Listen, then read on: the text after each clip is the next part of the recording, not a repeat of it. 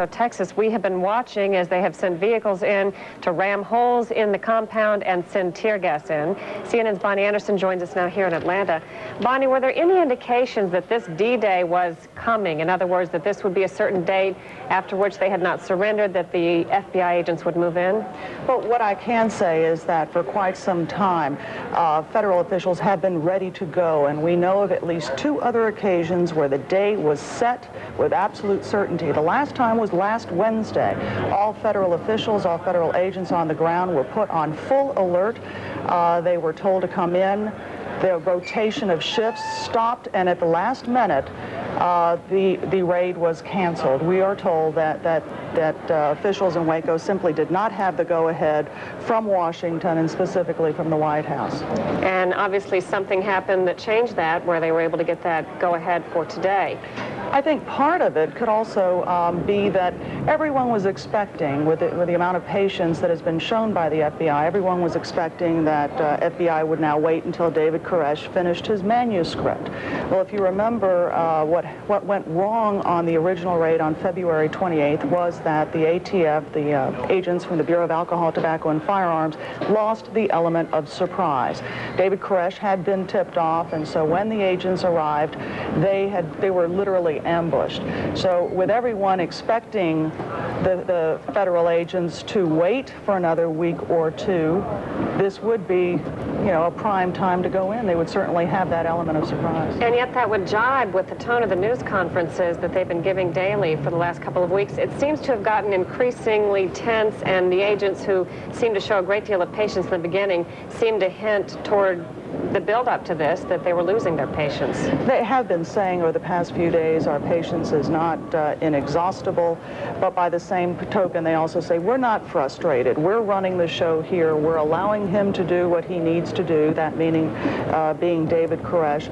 But they also, they would get angry at times. The tone of the press conferences changed almost on a day-to-day basis. They would get extremely angry. They'd say, he's lying to us. 3 days ago, 4 days ago, Special Agent Bob Ricks, indeed, went through a whole litany of examples of times David Koresh has said one thing and then done another. Thank you, Bonnie Anderson, for keeping us posted on the latest. Again, those camera shots are so shaky because the cameras are so far away and they have to zoom in so much to get the shot that any little bit of wind that blows really knocks them around. Let's go to Reed. And now we're in Waco, Texas. This is the live scene where the FBI has been using some combat equipment in order to punch holes in the compound and introduce tear gas. Do you hear that Johnson said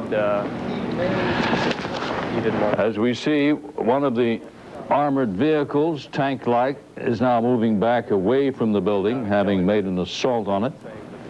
And we'll continue our live coverage of this and other news in just a moment. She's already hit the mean streets of Washington to calm residents terrorized by crime. Now, U.S. Attorney General Janet Reno sits down for her first extended interview. Meet her on Larry King Live tonight, 9 Eastern.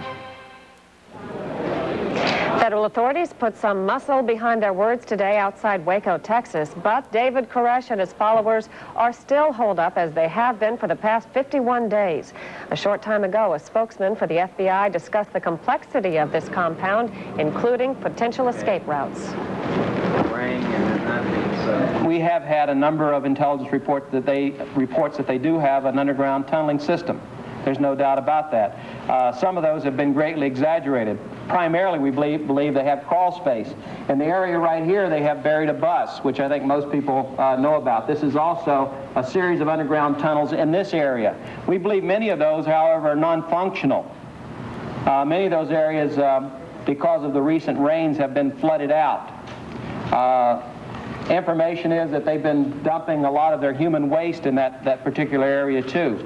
We believe that there probably is crawl space underneath the compound, but gas will permeate those areas as well. So again, we're not anticipating they're all going to flow out at any second right now, but we will continue to apply the pressure. We will try to make their living environment as uncomfortable as possible. And so the FBI says it plans to continue the tactic of continuing to put vehicles in the building and putting tear gas inside. Reed? Of course, we will continue our coverage near Waco, Texas throughout the day here on CNN. I'm Cheryl Atkinson at the CNN Center in Atlanta. And I'm Reed Collins in Washington. Sonia Live is next, and here she is with a look at what's coming our way. Sonia. Thank you, Reed. It's changed from a standoff to a showdown in Waco, Texas. Why and why today? Day 51, the latest from Waco next on Sonia Live.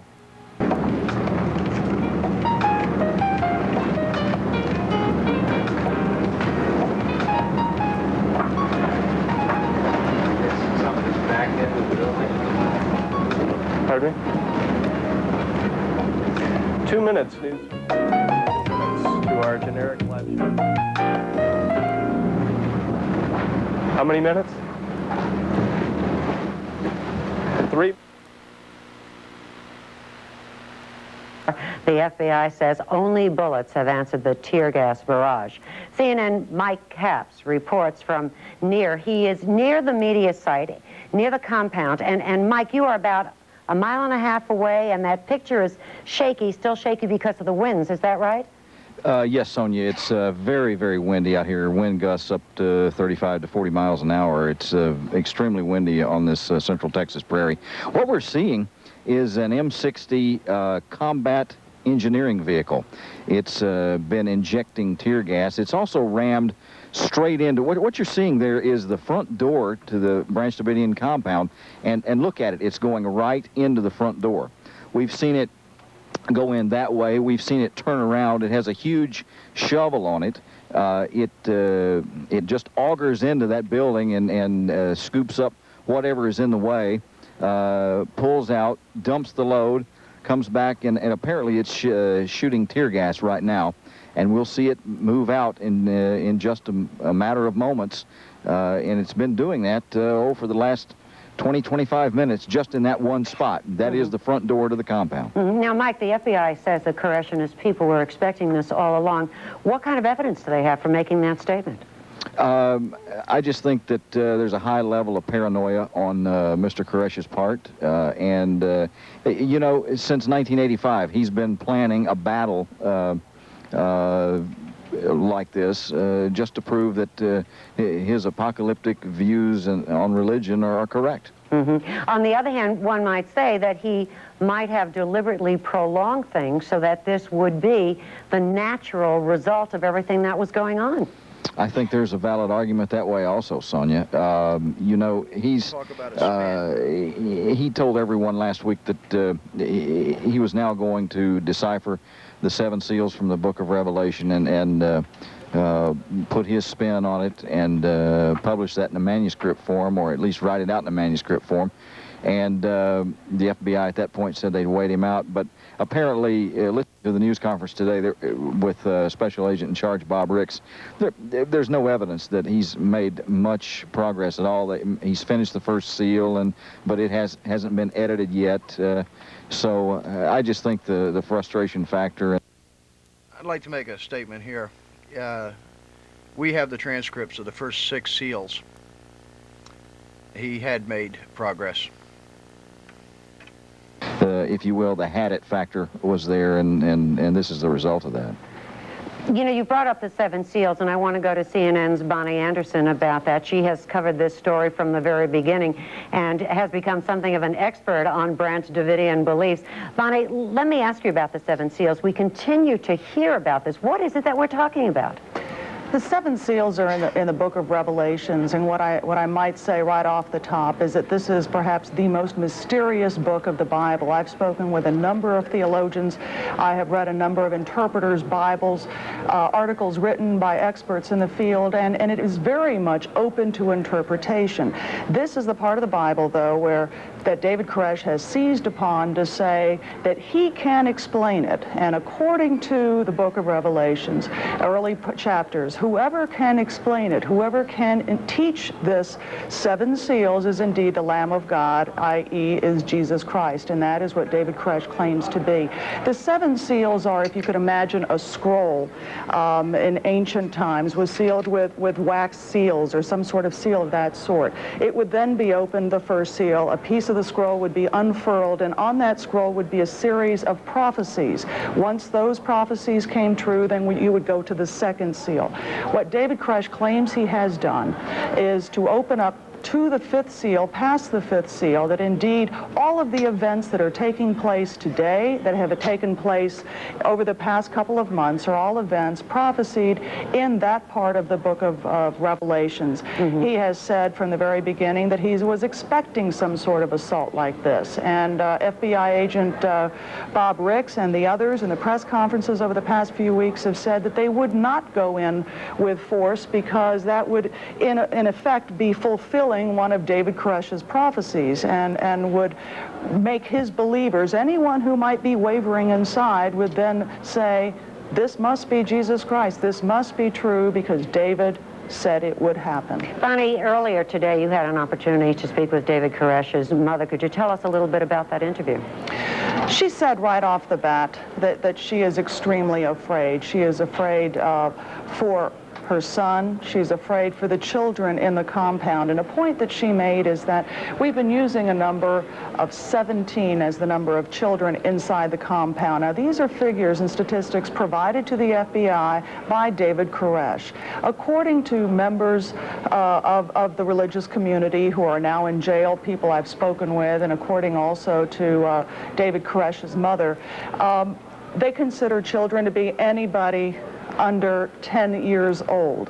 And so anyone over 10 is not considered a child and therefore is not counted in that 17 figure. If you were to include teenagers, it would be more like 25 under the age of 18.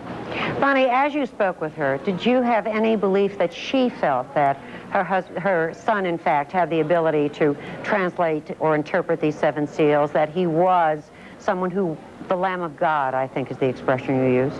What she did say is that she believes in her son, but if she were a follower, she would be there with him. Let's listen to what she had to say.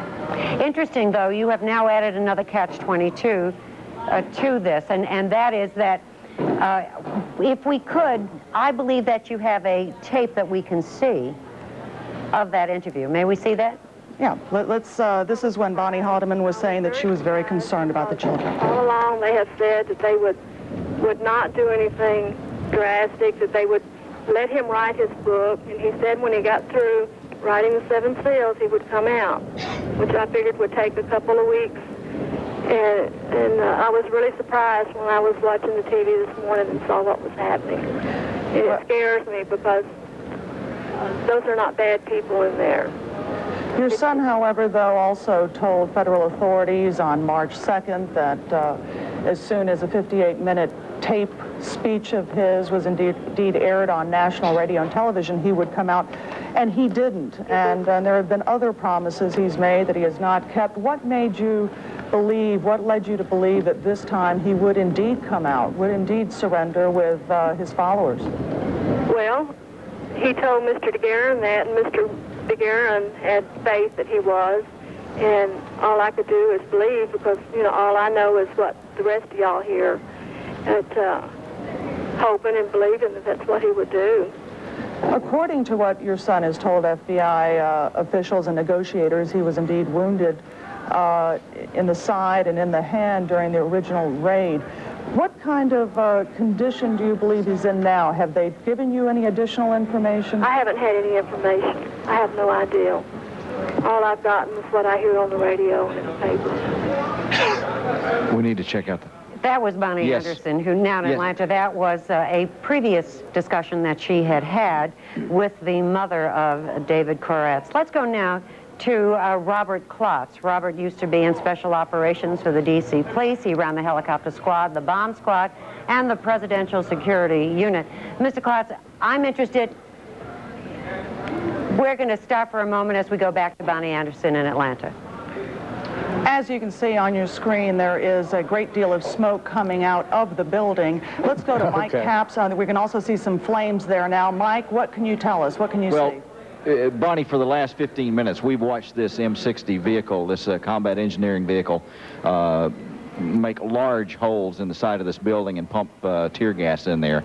At times, as you well know, tear gas can be incendiary, and apparently this is what's happened. And it looks like now we have a very large-scale fire breaking out on what must be the south side, right near the front side of this building. These are some amazing pictures here. A fire has broken out, and let's just stay with this and watch it for a few minutes if we can. As I said, this combat engineering vehicle has been working very diligently around the front door of the complex, and first he'd take his shovel in and scoop something out. Then he'd turn around with a turret and pump tear gas in, and Mike, it appears that this is the portion of the building that is on fire right now is part of an observation tower that is adjacent to the front door. It's also on the second floor, which is where the women's sleeping quarters are.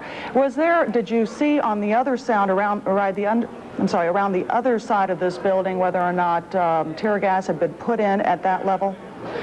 No, I didn't, but Bob Ricks indicated that in the news conference, Bonnie, that they'd put tear gas all over the building. What that means is anybody's guess. This is a roaring fire here. And I don't know if there are any fire trucks even. I haven't seen any fire trucks come up.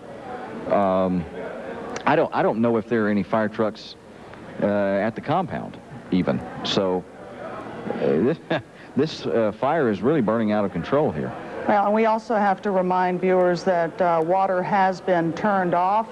The water pump does not work at the facility. It has been disabled by the FBI about the second week of this raid.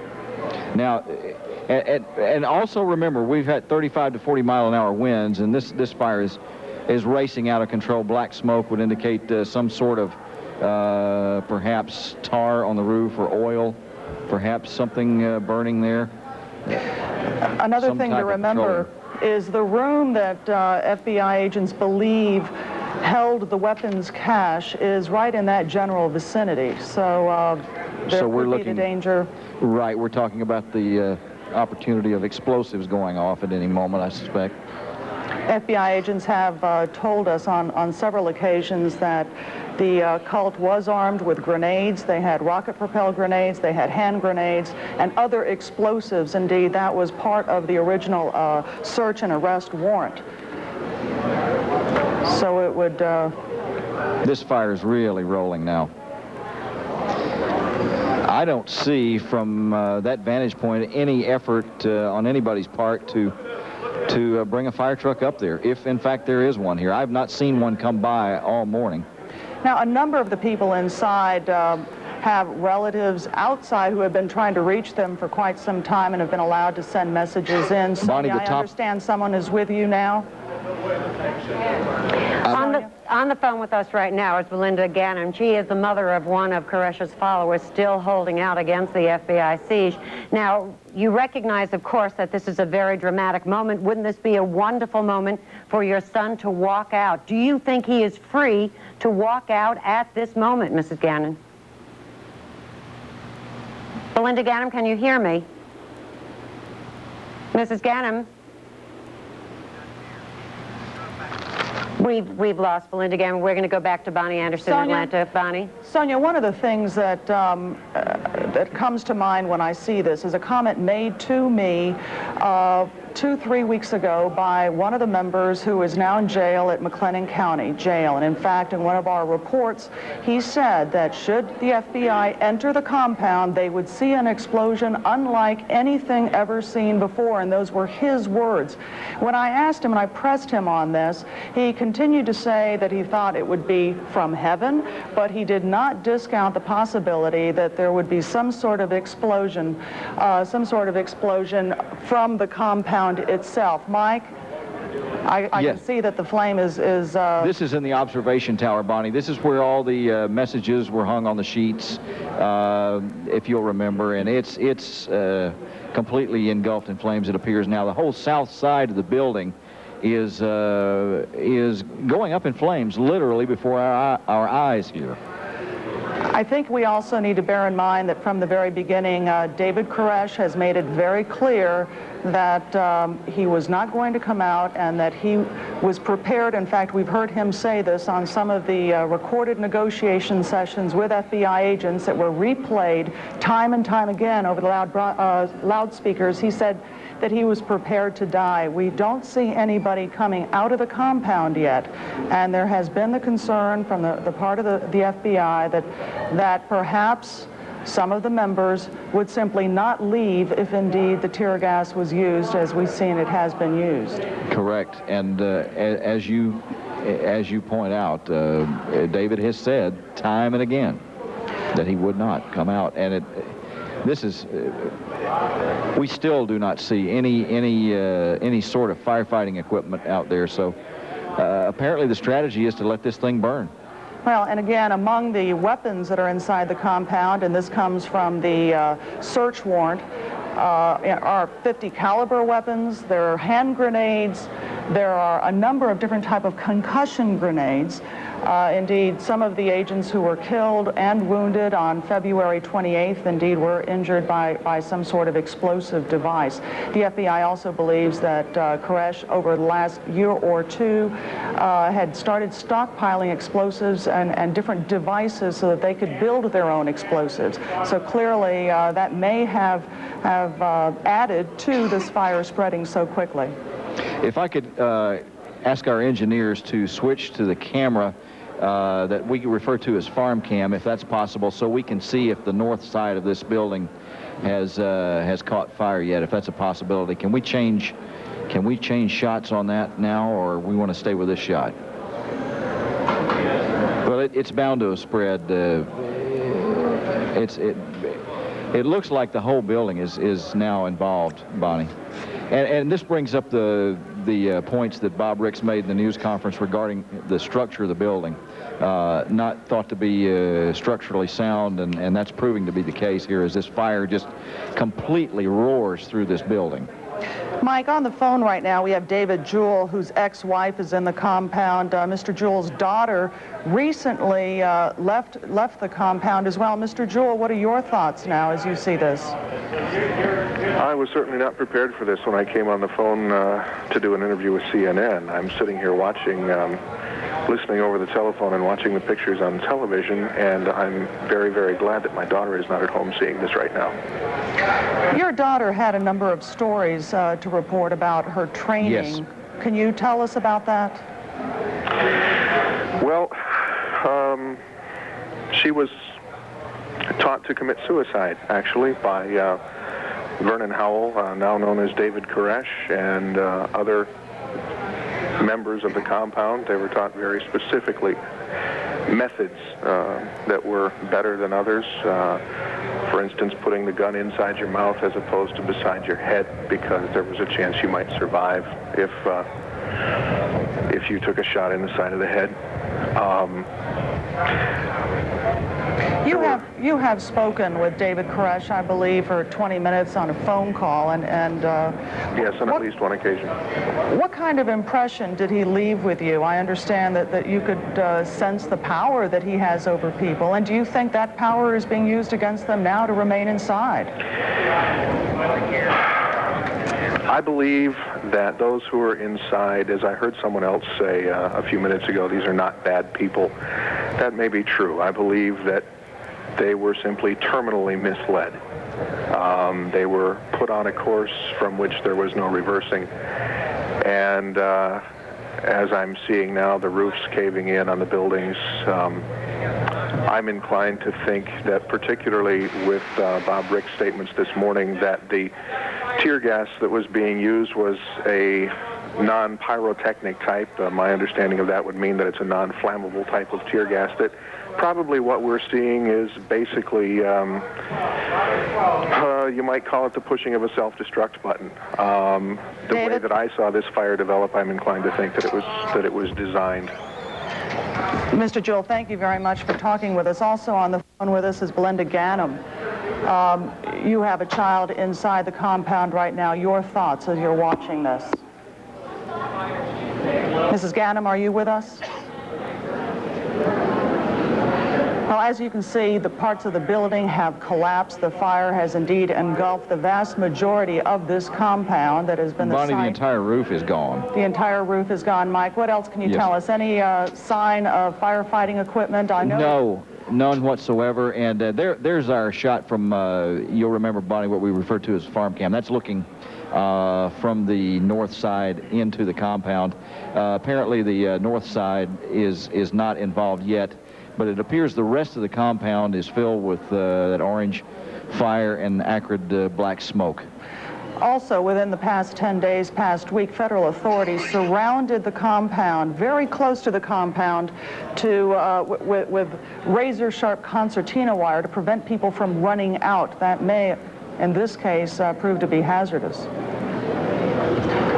Still no sign of anyone coming out, Bonnie. Mike, at this point, the latest figures we have is that there are 95 people inside. Of them, 17 below the age of 10, a total of 25 below the age of 18. Now, with us on the phone is a member of the Branch Davidians speaking from prison. Go ahead. Is this Brad Branch? Yes. Mr. Branch, what have you heard about what has happened, and was this something that was predicted by David? Is this a plan? This is a systematic character assassination by the FBI to eliminate all of the crime scene. Now they're finishing off the job right now. They're destroying the crime scene. America, this is the biggest lie that's ever been put before the American public ever. Bill Clinton wants to use a scapegoat like the Attorney General. You know, I don't buy it. Mr. Branch, was there no plan? All right. Thank you very much, Mr. Branch, for joining us. Now, as you can see... Yes, Dave. Yes, Bonnie, Michael. let me interrupt you just for a second. Off to the right side of the screen, you can see 3 or 4 people. Apparently, it looks like federal agents out there beside the building. Now, whether they have any of the cultists with them, it's hard to tell from this vantage point, but it appears there is some movement, some people outside of the burning portion of the compound. You're right, and they are dressed in the black SWAT outfits that are used by the FBI officials. We now have a closer shot of it. It is very difficult to see what they are doing. And once again, let's point out that the pictures are shaky because it is very, very windy, and we have to remain on a tight shot to get these pictures as close as we can. And the wind just plays havoc with our camera position. Now, Mike, on the phone with us is R.G. Wilson of the Waco Fire Department. Sir, do you have fire trucks on the way to the scene now? Yes, we do. We have 2 units that were requested by the FBI probably about 5 minutes ago or 6, and they're en route now. Were you given any type of heads up or any type of warning that something like this might happen? Were you on standby at all? No, not today. We have been in the past, but we weren't today of any type. We had been in contact with the FBI and ATF, and they were to follow normal procedures and use 911 to get a hold of us. Have you been seeing pictures of the compound? And if so, at what point can you still make a difference in terms of putting out this fire and saving any of the building? Well, the biggest problem there is there's no municipal water supply there. The compound is out in the country. They use wells. Our equipment hooks up to fire plugs, and just like they do in all the municipalities around, our engines do not have the capability to draft water. Therefore, we have contacted a satellite community, Bell Mead, and they're sending 1 or 2 units that do have the capability to draft water out of stock tanks, swimming pools, whatever the case may be. But right now, there's no difference. There's no way you can do anything with that building right now. Well, and the building right now is about 7-8 miles outside of Waco. Right. When do you think your units will get on the scene? They'll probably have about a 8 to 10 minute to 12 minute ETA. From now, or from 2 minutes ago when you said? Yeah, probably from about 3 minutes ago.